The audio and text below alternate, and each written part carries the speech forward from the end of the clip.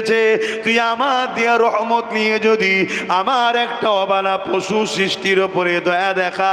বান্দারে, আমি আল্লাহ দয়ার মালিক, আমি কেন তোর উপরে দয়া দেখাবো না? ওরে আমার বান্দা যা, আমি আল্লাহ তোকে দয়ার বিনিময়ে জান্নাতি বানিয়ে দিলাম।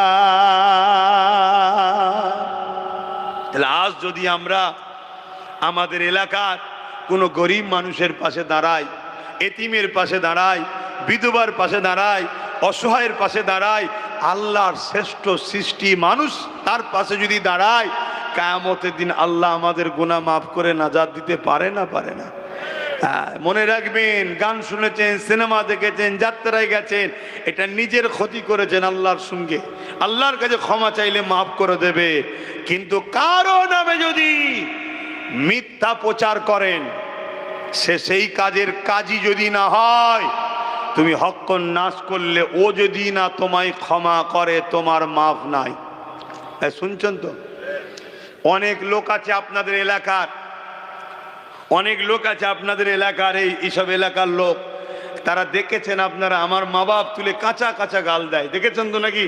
হ্যাঁ, গাল দিয়েছে না দেয়নি? হ্যাঁ, যখন আমার মাকে গাল দিচ্ছে, তখন আমার মা কাবা শরীফে আছে, আমার মাকে গাল দিচ্ছে। শোনো, পশ্চিমে সূর্য ডোবে, পূব থেকে ওঠে, কাল যদি পশ্চিম থেকে উঠে যায়, এটা যেমন অসম্ভব একদিন উঠবে, এটা উঠলে উঠতেও পারে একদিন উঠবে, এর থেকেও অসম্ভব হলো, এর থেকেও সত্য হলো, যারা গালি দিয়েছে এদের বিচার হবেই হবে। কথা বুঝে আসছে না? নাই? হ্যাঁ, কেন? এটা হক্কুন নাস, ওর মাপ নাই, ওকে মাপ হবে না।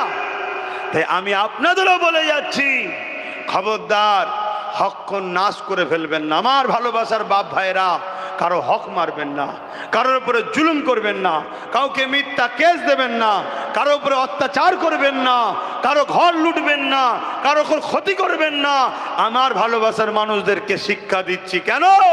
এগুলো করলে নাজাত পাবেন না। তবে হ্যাঁ, যদি কোনো জালিম, সন্ত্রাস, অত্যাচার, সমাজ বিরোধী, এই সমাজকে নষ্ট করছে, ক্ষতি করছে, মানবরূপী পশু যদি থাকে, তার বিরুদ্ধে লড়াই করে যদি আপনি সমাজে ইনসাফ প্রতিষ্ঠিত করতে চান, ন্যায় প্রতিষ্ঠিত করতে চান, গরিবের হক আদায় করতে চান, বিধবার হক আদায় করতে চান, মানবতাকে প্রতিষ্ঠিত করতে চান, বাচ্চাদেরকে শিক্ষার ব্যবস্থা করতে চান, এক কথায় ন্যায় প্রতিষ্ঠিত করতে যাওয়ার জন্যে যদি আপনি লড়াই করেন, মনে রাখবেন, এই লড়াই আপনার জন্য বড় নসিব। এই লড়াই আপনি যদি অংশগ্রহণ করে মারা যান, বেহিসাব জান্নাত পাবেন, এবং যদি গাজী হন, আল্লাহ আপনাকে দুনিয়াতেও সম্মানওয়ালা করবে, আখিরাতেও আল্লাহ জান্নাত দেবে। জোরে বলুন সুবহানাল্লাহ। কেন? এটা আমার রাসূলের ইসলাম, এটা ন্যায়কে প্রতিষ্ঠিত করা, এটা আমার রাসূলের ইসলাম। কিন্তু মনে রাখবেন, কারো উপরে যদি লুটবো মনে করি, জুলুম করব মনে করি, তাহলে কিন্তু ইসলাম ইজাজত দেয়নি। অনেকে মনে করে দুনিয়াদারি দুদিনের, আমাদের যেটা মন যাচ্ছে আমরা করেলি, পরে দেখা যাবে খনি। দেখার সময় পাবে এর কি মানে আছে? দেখার সময় পাবে এর কি মানে আছে? আমার কথায় আপনাদের কষ্ট হচ্ছে নাকি? অসুবিধা হচ্ছে? রোদ তো চলে গেছে আল্লাহ কারে। বাপেরা, আমার নবী পাক অনেক কষ্ট করেছে। আল্লাহ নবী যখন ন্যায়ের পক্ষে ছিলেন, ইনসাফের পক্ষে কথা বলতেছিলেন, মানবতার প্রচার করতেছিলেন, এ যুবকেরা তৎকালীন সময়ে শাসকরা কত অত্যাচার করেছিল।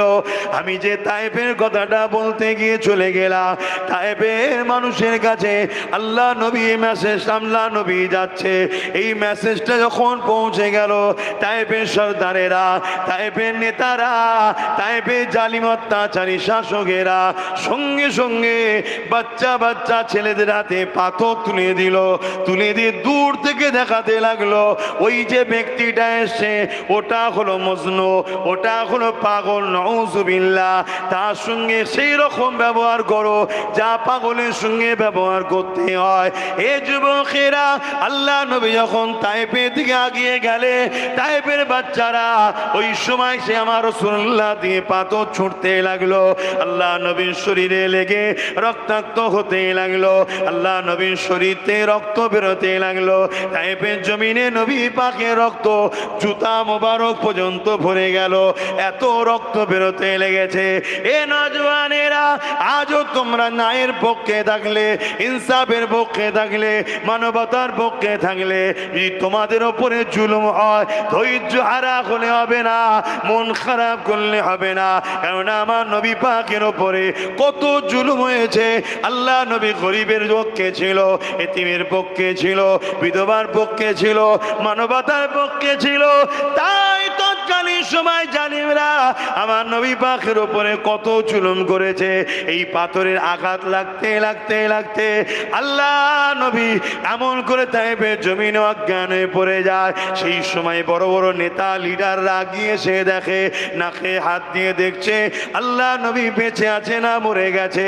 এ যুবক, একটা বার মনে রেখে দিও গো, আমার নবী পাক আমাদেরকে কত ভালোবাসে, সেই নবী আমার কত কষ্ট করেছে ইনসাফ তোমার আমার কাছে পৌঁছাবার জন্যে, নাই তোমার আমার কাছে পৌঁছাবার জন্যে।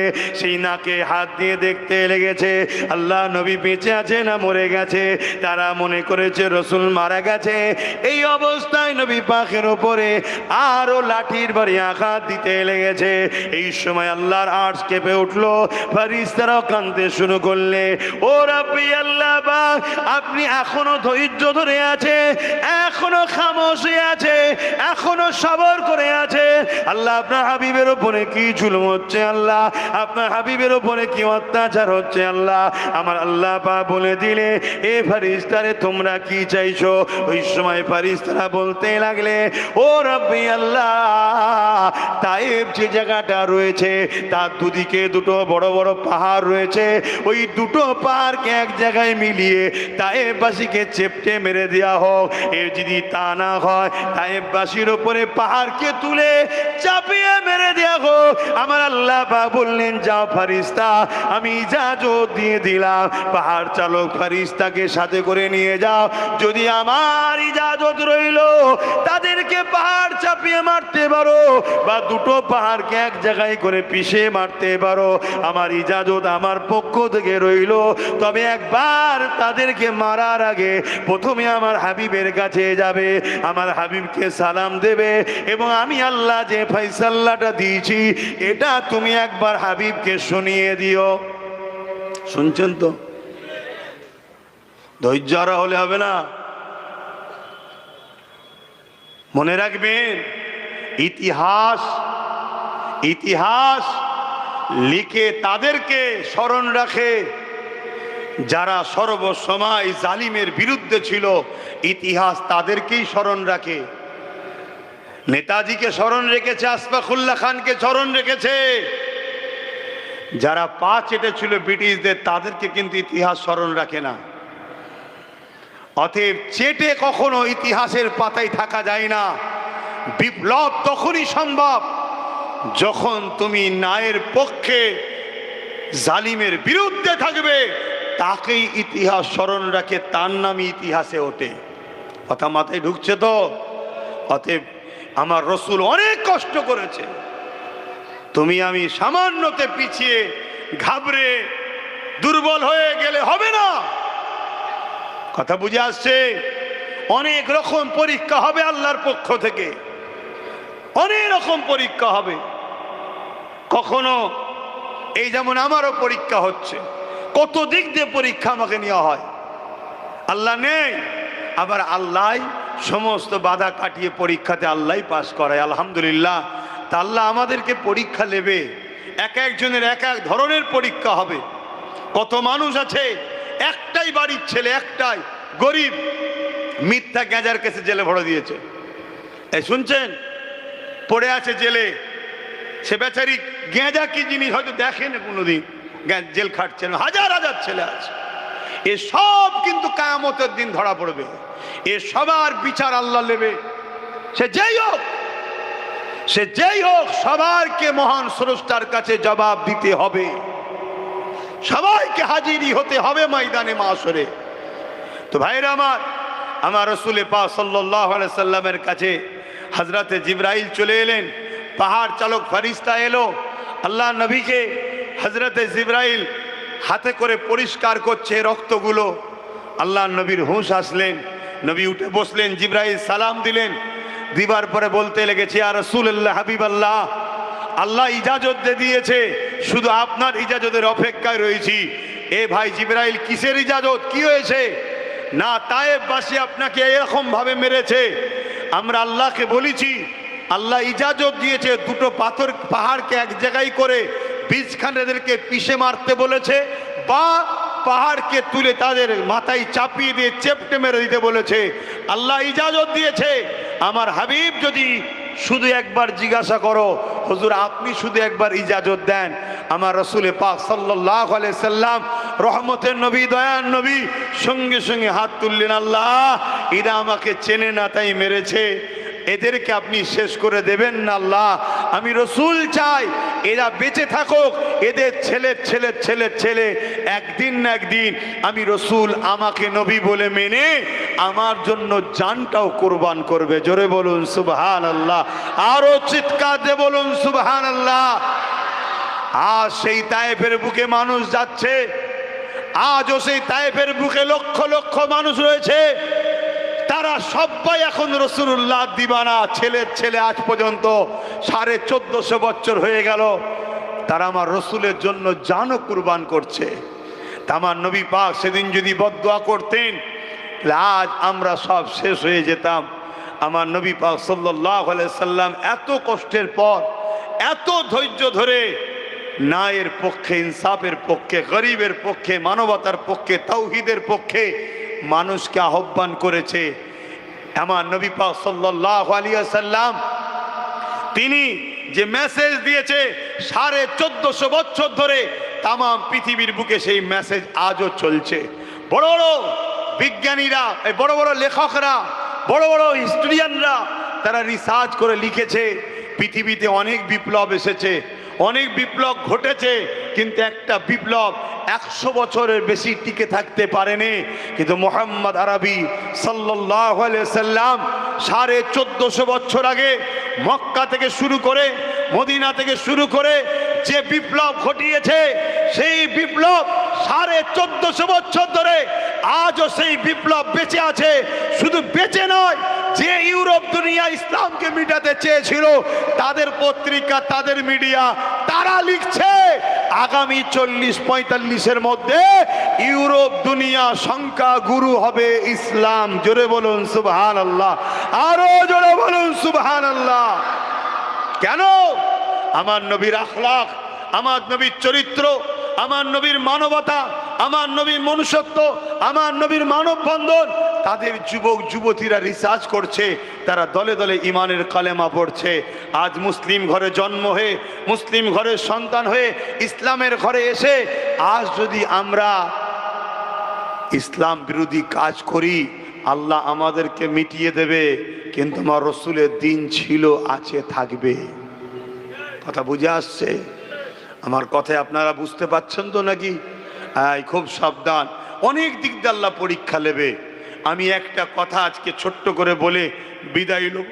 আপনাদের এলাকায় শুনেছি নাকি অনেক জায়গায় আমার ওয়াজকে কাটিং করে করে নাকি শোনানো হচ্ছে, এটা কি সত্য কথা? আচ্ছা, যারা শোনাচ্ছে তারা মূলত আজকে আবু জেহেলেরই কাজ করছে নবীর গোলামের জন্যে। আবু জেহেল কি করেছিল জানেন? মক্কার অলিতে গলিতে সব লোক ফিট করে দিয়েছিল, সবাইকে বলেছিল যে বল মুহাম্মদ সাল্লাল্লাহু আলাইহি ওয়াসাল্লামের বিরুদ্ধে সব বল, শুধু বিরুদ্ধে বল, শুধু বিরুদ্ধে বল। কিন্তু যাকেই বলে সেই বলে একবার গিয়ে দেখি তো কে, আর এসে দেখছে আমার রসুলের মতো তো কেউ আসেনি আর আসবে না, নবী দিবানা হয়ে কলেমা পড়ে মুসলমান হচ্ছে। জোরে বলুন সুবহানাল্লাহ। তা আজকে এরা আবু জেলের উত্তরসূরি হয়ে নবীর গোলাম আব্বাস সিদ্দিকীর হয়েই প্রচার করছে। কথা বুঝছেন? ওই কাটিংয়ের মধ্যে একটা কাটিং খুব ভাইরাল হচ্ছে, অনেকে বলছে। অনেকবার আমাকে প্রতি শুক্রবার দিন আমি লাইভে বসি, জানেন তো নাকি? দেখেন আপনারা, প্রতি শুক্রবার দিন লাইভে বসি ফুরফুরা দরবার শরীফ থেকে সন্ধ্যে 7টায়। কেন? অনেক দিক দিয়ে তো আমাকে রুকার চেষ্টা করছে, কোনো দিন হয়তো রুকে দিল, বলা তো বন্ধ করলে হবে না, ওই জন্য লাইভটা এখন থেকে চালু করে দিয়েছি যাতে কানেকশান ঠিক জুড়ে থাকে। কথা বুঝে আসছে তো নাকি? হ্যাঁ, তুই কোন দিকে রুকবি, যেদিকেই রুকিস না কেন আমার আল্লাহ হাজার দিকে দরজা খুলে দিতে পারে। জোরে বলুন সুবহান আল্লাহ। তো এই জন্যে একটা প্রশ্ন প্রায় ওঠে, সেই প্রশ্নটা হচ্ছে এটাই যে আমি নাকি বলেছি যে টিএমসিকে ভোট দেওয়া হারাম। আপনারা শুনেছেন এই বক্তব্যটা? কে কে শুনেছেন একটু হাত তুলে দেখান। বাবা, এত লোক শুনে ফেলেছেন, হাত না বান। তো শুনে আমাকে খুব গালিগালাজি করেছেন তো নাকি? গাল দেননি কেন? অ্যাকচুয়ালি ঠিক এটা কাটিং করা জিনিস। হ্যাঁ, এটা কাটিং করা জিনিস, এভাবে ঠিক আমি বলিনি। এর আগেও কিছু কথা আছে, পরেও কিছু কথা আছে। আপনাদের কি শোনার ইচ্ছা আছে পুরোটা? কারা শুনতে চান একটু হাত তুলে দেখান, হাত লম্বা করে তোলে। সবাই শুনতে চাইছেন তো? হ্যাঁ, হাত না বান। তো যাই হোক, তাহলে আমার বলা উচিত সবাই যখন শুনতে চাইছে, কিন্তু আমার ঘাড়ে একটা দায়িত্বও রয়েছে। কথা বুঝে আসছে? সেই দায়িত্ব হলো এটাই, এখানে একটা ঈদগাহ হবে। কোথায়? রাস্তার ওপাশে একটা ঈদগাহ হবে। তা আপনারা এসেছেন, ঈদগাহ হওয়া দরকার আছে তো নাকি? কি একটু দরকার আছে তো? আজকে কেন্দ্র সরকার ওয়াকাফ কালা কানুন করে মসজিদ, মাদ্রাসা, কবরস্থান, ঈদগাহ, খানকা সব লুটে নিতে চাইছে, তাই তো নাকি? হ্যাঁ, লুটে নিতে চাইছে। তাহলে সেই জায়গায় আমাদেরকে তো আরো বেশি করে বানাতে হবে, আরো বেশি করে বানাতে হবে। তাহলে ঈদগাহ আমরা তৈরি করব। এর জন্য আমার ভাইরা একটু বলেছে, আমি বেশি নয়, এখান থেকে 10টা মানুষের জন্য আশা করছি। 10টা মানুষ আছে এই মাহফিলে যে নাম লিখাবে, 5,000 করে টাকা দিতে পারবে ঈদগাহর জন্য। 10টা মানুষ। কে কে হাত তুলে দেখি, উঠে দাঁড়ান। পারবেন? এই ওর ফটো তুলছিস কেন?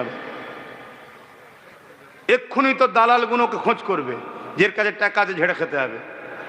ওর ফটো তুলছি কেন? বস বাবা বস, তো উঠতে বলা ভুল হয়ে গেছে, তোকে বলে ভুল হয়ে গেছে। এই একটা রয়েছে। আর কে আছে? 10টা মানুষ। দ্বিতীয় নম্বর কে আছে? হে মুরব্বী, এক বাপ হাত তুলেছে। আল্লাহ কবুল করেন, বসেন। আব্বা ওইখানে যেতে হবে। হ্যাঁ লেখেন। 2টো। আর কে আছে? সেই হাত লাড়াচ্ছে কে? আর 5,000 টাকা কে আছে বলেন? আমি গুনেলি 2টো হয়েছে। ওখানে কেউ আছে নাকি? আমি 10টা মানুষ চাইলাম রে বাবা, একটু বলেন না তাড়াতাড়ি। এখানে একটা, 3টে হয়েছে। একটু বলেন, তাড়াতাড়ি বলেন, কেন নামাজের ব্যাপার আছে আবার। 3টে। 4 নম্বরে কি আছে? 10টা মানুষ বললাম, 5,000 করে হচ্ছে না? হ্যাঁ, আপনারা কমসে কম 9টা মানুষ দেন। আপনাদের ঈদগাতে আমার বাচ্চাকেও শরিক করিয়ে রাখবো। আমার বাচ্চা আলিয়া ওসাদের নামে আমিও 5,000 টাকা দিয়ে যাবো ওখানে। কথা বুঝে আসছে? আজকে দিয়ে দেবো ইনশাল্লাহ। আছে তো দেখুন হাত মোটামুটি রয়েছে। বলেন, কথা বুঝে আসছে তো নাকি? কটা হলো? 3টে হয়েছে তো নাকি? 4 নম্বরে কে দেবেন 5,000 টাকা? একটু বলেন না। আপনারা কমসে কম 9 জন দেন, তারপরেরটা নেই আমি দেবো ওখানে। আর নেই? গরিব মানুষ নাকি সব? আলহাজ আবুল খায়ের মোল্লা, তিনিও 5,000। ওই একজন উঠেছে, দেখেন 5টা হয়ে গেছে। মারহাবা, নারে তাকবীর, নারে দিবে, নারে দিবে। আর 4টে কে আছে? আরে বাবা দে না বাবা, আমরা চেয়ে ছুঁয়ে করিবে বাবা, আমরা চেয়ে ছুঁয়েই করি। আর কখনো যদি আল্লাহ দিন দেয়, ধর্ম করার জন্য রাজকোষের টাকা লাগাবো না। কই কই? এই তো একজন মুরব্বী, আল্লাহ কবুল করে, মুনাল্লাহুম্মা আমিন। 6টা হয়েছে। আর 3টে দেন, তাহলেই হয়ে যাবে। আর 3টে দেন তাহলেই হয়ে যাবে। আর কে আছে 3টের মধ্যে প্রথমে কে হাত তুলবেন? 3টের মধ্যে প্রথমে কে হাত তুলবেন? আর 3টে হবে না, 6টা হলো। হ্যাঁ বলেন বলেন, তাড়াতাড়ি বলেন। এসব চাঁদা তোলা জলসা লি না। কই এই তোমার আমার এক মুরব্বী আব্বা 5,000 দেবে, সেখানে উঠেছিল একজন, তাই তো নাকি? কমিটির ছেলে কোনো সব, হ্যাঁ ওখানে 2জন রয়েছে দেখেন পাশে পাশে। তাহলে 8টা হয়ে গেছে। আর 2টো, এই একটা, সরি একটা তো আমি দেবো। আর একটা শেষ আল্লাহর বান্দা কে আছে? এই শেষ আল্লাহর বান্দা একটা কে আছে যে 5,000 টাকা দেবো? জলদি করে হাত তোলেন। নারে তাকবীর, নারে দেবে। ওই এক মুরব্বী আব্বা 5,000 টাকা দেবে। নূর মোহাম্মদ ঘরামি 5,000 টাকা। আল্লাহ কবুল করে বোন, আল্লাহুম্মা আমিন। যাক, আইজুল ঘরামি 5,000, আলহাজ এনাথ হাজি 5,000, আর একটা গোপন দান 5,000। এই 10টা ছাড়া এগুলো রয়েছে, আল্লাহ কবুল করেন। আর একটা গোপন দান আছে 20,000 টাকা, আল্লাহ কবুল করে বোন, আল্লাহুম্মা আমিন। বলেন আর কে আছে? ও আর কথা বলার সময় হবে না এসব, এই জন্যে সমস্যা। নওসাদটার জন্য আমি বিশাল ফাঁসা ফেঁসে গেছি ভাই, কথা বুঝে আসছে। এক তো ভাঙড়ে প্রচুর জলসা যায়, আমি নিতে পারিনি। কেন নিতে পারিনি? আমি ভাই একটু রাগী লোক, আমি ওসব কারো ধার ধরি না, কথা বুঝে আসছে। কে নেতা, কে কেতা, কে সিএম, কে পিএম, ওসব কারো ধার ধরিনি আমি, কথা বুঝে আসছে। এবারে আমার মনে এখানে এলে ভেবে ভেবে কথা বলতে হয়, কথা বুঝে আসছে। না হয় দেখা যাবে এবার ওকে কে ধরাধরি করবে, কথা বুঝে আসছে। এ সমস্যা হয়ে গেছে। তো না হয় আমি ঠোঁটকাটা লোক ভাই, তবে যেটাই বলি আল্লাহ রসুলের পক্ষে বলি, কথা বুঝে আসছে তো না? হ্যাঁ, যেটাই বলি আল্লাহ রসুলের পক্ষে বলি। অনেক দিন থেকে তো আমার পেছনে অনেকে লেগে আছে, আজ পর্যন্ত কেউ পেরেছে আমার সামনে এসে ডিবেটে বসতে? যদি আমি ভুল বলে থাকি, কেউ পেরেছে? কিছুদিন আগে কাউকে একটা লকআপ দিয়েছিলাম, তার পক্ষে অনেক দালাল মৌলী সাহেব বেরিয়েছিল, দেখেছেন না? তা কোনো মৌলী সাহেব পেয়েছিল ডাইরেক্ট আমার সঙ্গে ডিবেটে বসতে, যে চলো তোমার সঙ্গে চ্যালেঞ্জ করছি, তুমি কোরআন হাদিসের বিরুদ্ধে কথা বলছো? এই শুনছেন? আল্লাহ শকর আসেনি। কেন? আমি যাকে তাকে বলিনি, আমি যে যেটার লোক তাকে সেটাই বলি, কথা বুঝে আসছে? কেন? আল্লাহর কোরআন যাকে ঘোষণা দিয়েছে তার বিষয়ে তো আমাকে বলতেই হবে, সমাজকে তো শিখাতে হবে। আমার ভক্ত মুরিদ অনুসারী, ভালোবাসার দাদা হুজুরের ভক্ত মুরিদ অনুসারীদেরকে তো জানাতে হবে। তো যাই হোক, একটা গোপন দান 30,000 টাকা। বলেন দাদি, বলেন। 5,000 করে আরো 12 জন, আল্লাহ কবুল করে বোন, আল্লাহুম্মা আমিন। আচ্ছা, ছেলেদের ঘরে একটু ভেতরে পাঠাচ্ছি, যার যা খুশি একটু নগদ দিয়ে দেন, যার যা খুশি। অত তোলার সময় নেই, নামাজ পড়তে হবে, কথা বুঝে আসছে? দেন, যার যা দিয়ে দেন। আর একটুখানি ওই কথাটা একটু বলে দিয়ে যায়, যখন তুলিচ্ছি একটু বলে দিই নাকি, না অন্য দিন হবে? কেন আজকে আর সময় হবে, নামাজ পড়তে হবে, তাড়াহুড়ো করে বললে আবার বুঝতে না পারলে আর এক বিপদ হয়ে যাবে। হ্যাঁ, তাড়াতাড়ি যাও, লোক কই? এই মুরব্বী কি বলছে দেখো, দাও তাড়াতাড়ি দাও। দরুদ শরীফ আল্লাহুম্মা সাল্লি আলা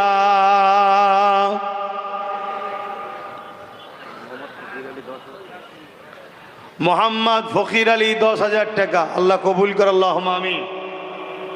আর কে আছে? রৌফ আলী ঘরামি 5,000 টাকা।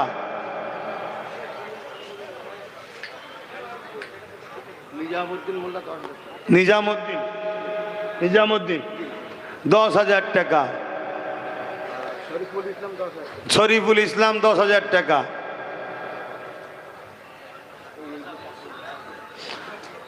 দাও তাড়াতাড়ি দাও। কি গো আমার ভাইয়েরা, দোয়া নিয়ে যাবে তো না আগেই চলে যাবে? নামাজ আমিও পড়বো, 20-25 মিনিট বাকি থাকতে আপনাদের ছেড়ে দেবো, নামাজ পড়ে নেবেন, সময় পাবেন। বলেন আর বলেন। ইসরাফিল মোল্লা 5000, আল্লাহ কবুল করে, আল্লাহুম্মা আমিন। ভেতরে গেছে, ভাইরা দিচ্ছেন, আসেন একটু সালাম পড়ে লিয়া নবী সালাম।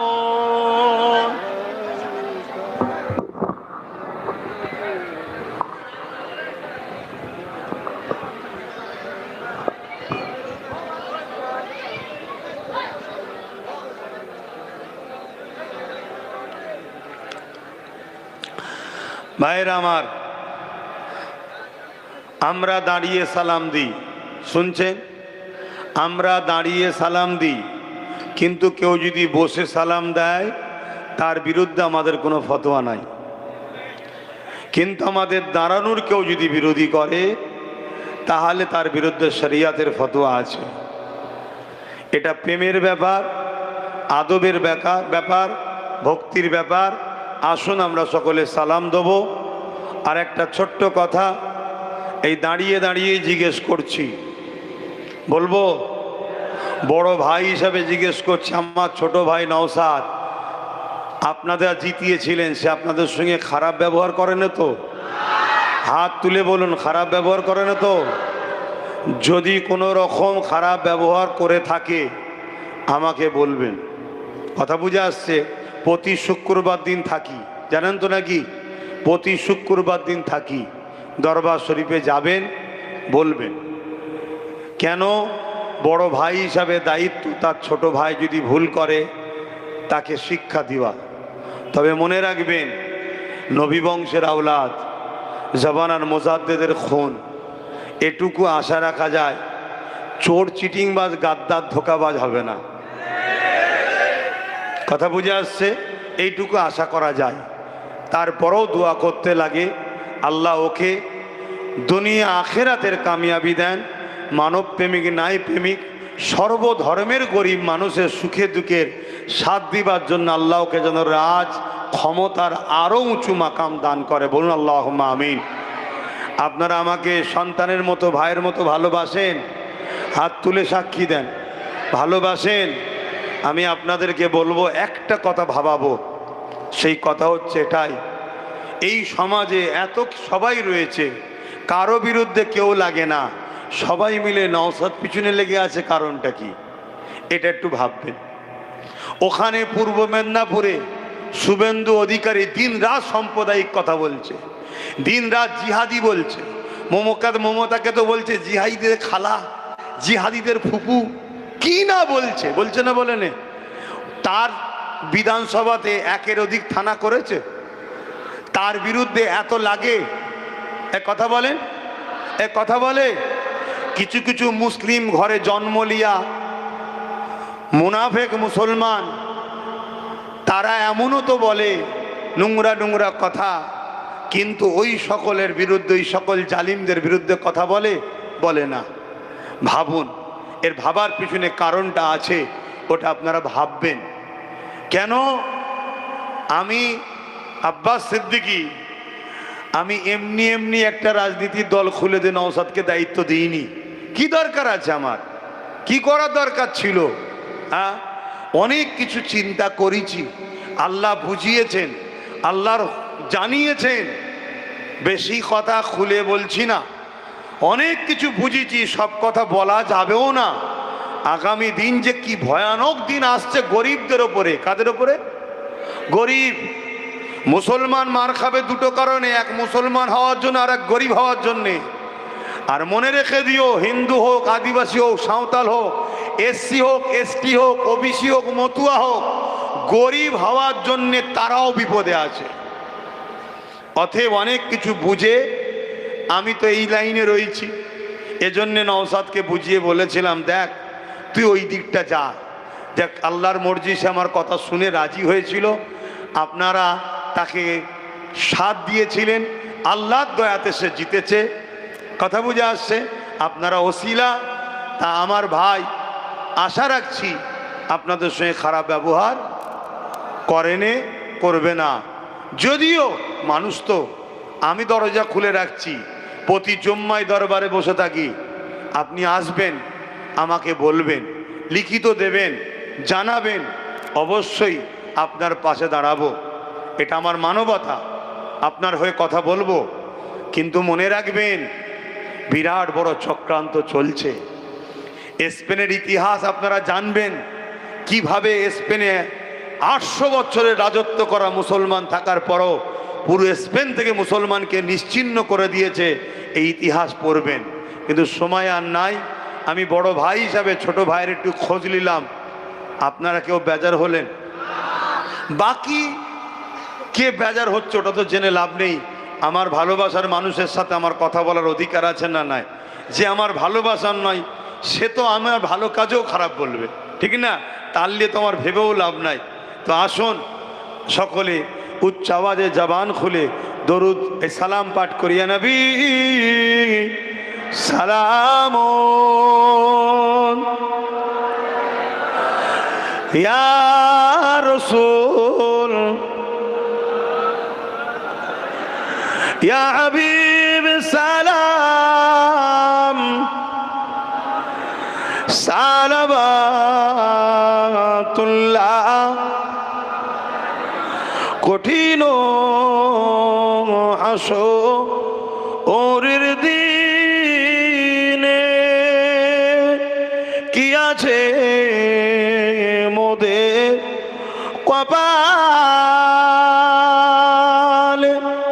গুনাহগার উম্মাত আপনার লইবেন সঙ্গে মাহশরে। নবী সালাম ইয়া রাসূল ইয়া হাবিব সালাবাতুল্লাহ।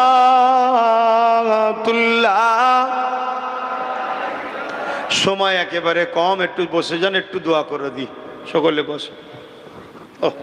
এসব জলসা এই জন্য লিয়া খুব সমস্যা। চাঁদা তোলা জলসা আমায় লিয়ে আসবেন না। হ্যাঁ, আল্লাহ শেফা দান করেন।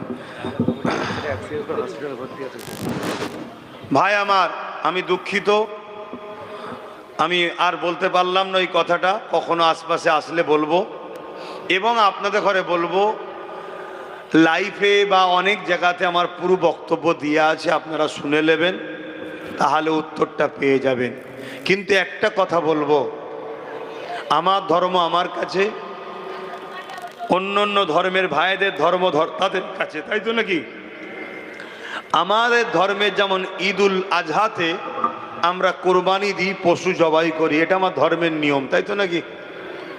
তো এই পশু, কোরবানির পশু সিন্নি বা তাবারুক, আমি কি অন্য ধর্মের মানুষকে খাওয়াতে পারবো?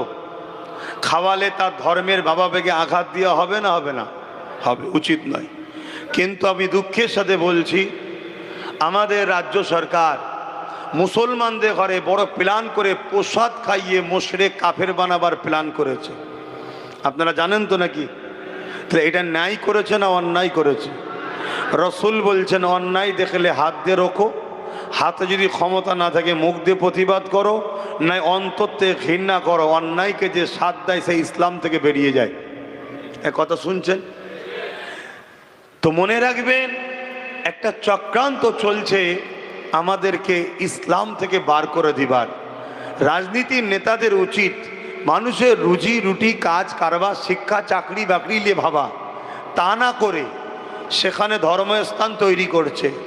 তারপরেও চলো তর্কে যাচ্ছি না, আমাদেরও ট্যাক্সের টাকা রয়েছে, মুসলমানের টাকায় ধর্মস্থান তৈরি করে সেখানে তারা ধর্ম করবে কি করবে না সে তাদের ধর্মের বিষয়। আমি তারপরেও ইখতিলাফে যাচ্ছি না, তর্কে যাচ্ছি না। কিন্তু আমার ধর্মে যেটা হারাম, অবৈধ, নিষেধ, সেই জিনিস আপনি রেশনের মধ্যে খাইয়ে আমাদেরকে মুশরিক কাফের বানাতে চাইছেন। এ বিষয়ে কোনো আলেম উলামা প্রতিবাদ করেছে? কিন্তু আমার বিরুদ্ধে মুখ খোলার লোক অনেক আছে। তাহলে ভাবতে হবে এরা ভাড়াটিয়া কাজ করছে, এরা ভাড়াটিয়া কাজ করছে। আর এই জন্যে বলবো, এই সকল যারা করে বেড়ায় এদের থেকে সতর্ক সাবধান থাকুন। একজন ইমানদার হিসাবে, একজন দিনের প্রচারক হিসাবে আপনাদের কাছে কথাগুলো বলেছি। এটা কোনো জনসভা নয়, এটা কোনো পার্টির সভা নয়, এটা ধর্মসভায় কমের মানুষকে বাঁচাবার স্বার্থে গুটি কতক কথা বলেছি। কথা বুঝে আসছে? তবে আমি একটা প্রোগ্রাম করব ভাঙরে। কেন একটা বিষয় ভাঙরে আমাকে নিয়ে খুব চর্চা হচ্ছে। কথা বুঝে আসছে? একটা কথা নিয়ে আমি কোনো একটা জিনিস করব বলেছিলাম, সেটা নিয়ে খুব গুলোচ্ছে, তাই তো নাকি? আমার তো একটা, যারা গুলোচ্ছে তাদের হাজারটা দেখাবো খনি। কথা বুঝে আসছে? কিন্তু হাজারটা দেখি আমি এটা বলবো না যে আমি কেন করিনি, ওটা বলবো না, কিন্তু আমি কত জুলুমের শিকার হয়েছি সেটা আপনাদেরকে জানাবো। কথা বুঝে আসছে?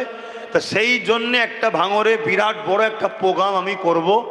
এখন তো রোজ 2-3টে করে মাহফিল, আমি নিঃশ্বাস ফেলার টাইম পাচ্ছি নি, খাবার টাইম পাচ্ছি নি, ঘুমোবার টাইম পাচ্ছি নি। কথা বুঝে আসছে?